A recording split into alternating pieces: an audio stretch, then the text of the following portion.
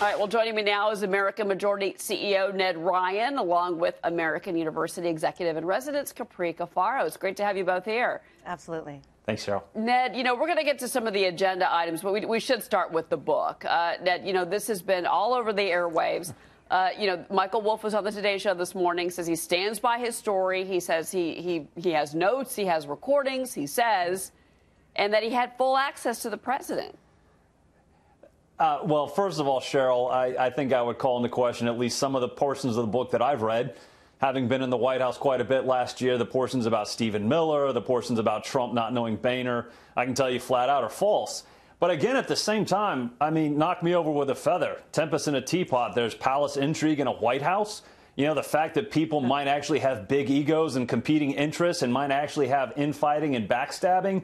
I mean, this is nothing new. It happens almost literally with every White House. And so I actually think in a week or two, we will be talking about something else and we'll have moved on. So I don't think this overshadows anything that Trump has done. I think it's a little bit of a distraction. But a week or two from now, trust me, we'll be talking about something else. And Capri, I mean, I hear you there. But, at the same time, I mean, the president did have a pretty fire response, calling his lawyer, issuing that cease and desist order earlier this week, trying to make a legal case to stop the book.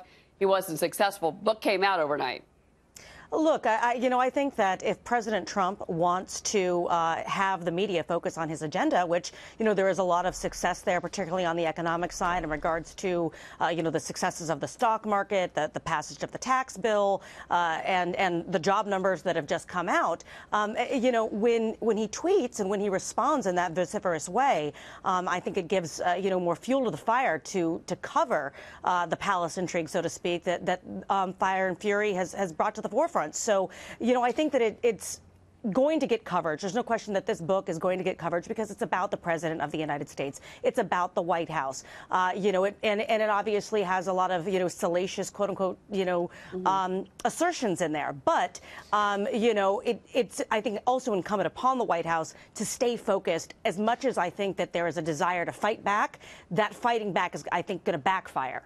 Okay, well, and certainly, Bannon is known to be a fighter, but he also may be a fighter without a job, as he may be, as far as the Breitbart situation goes. I want to move on, though, Ned. Let's talk about what's happening. Again, another strong day for Wall Street. We've got tax reform in the bag.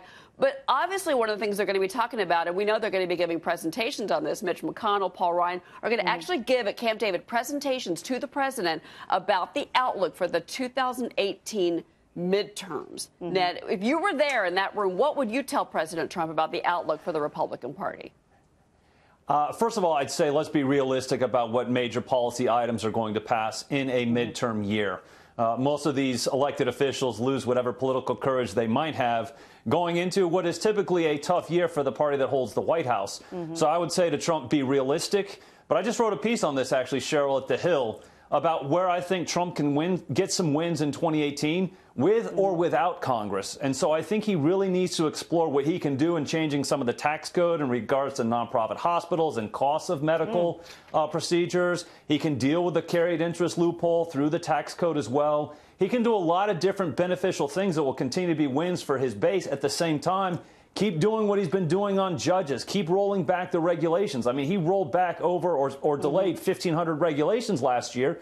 Keep doing more of the same where it is in his power to do so. He's going to have more wins in 2018, but be realistic. He might have some real problems in getting Congress to make big steps. Especially, Capri, when he's going to need the Democrats. We've got this budget deadline. It's January 20th. And then he's really pushing back when it comes to immigration. He's made it very clear that any spending bill has got to include any deal on Dreamers, on DACA has got to include the wall. Funding that wall. That's billions, Capri. Right. No question about it. And, Democrats do have to come to the table. As you mentioned, I mean, we have a pressing deadline coming up on the 19th of January with the expiration of the continuing resolution for this budget to keep the doors of the government open. We have 8 million children on the line right now when it comes to children's health insurance. That needs to be dealt with. The Dreamers need to be dealt with by March. infrastructure needs to be out there as well, and a potential for a bipartisan, success for Democrats and Republicans alike.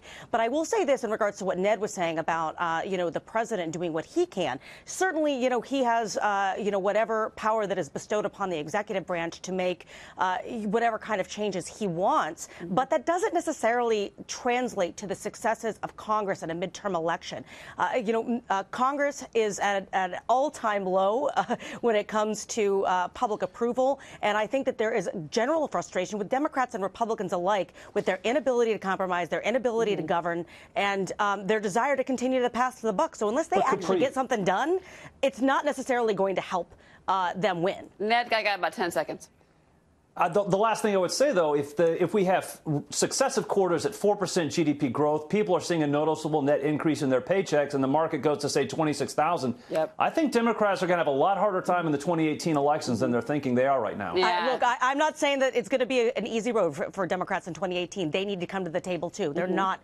It's not going to be the big sweep that people think it's going to be. A lot to cover. That's right. And we're going to be here for all of it, all year at Fox Business. Ned Capri, thank you very much, folks. Thank you. Appreciate it.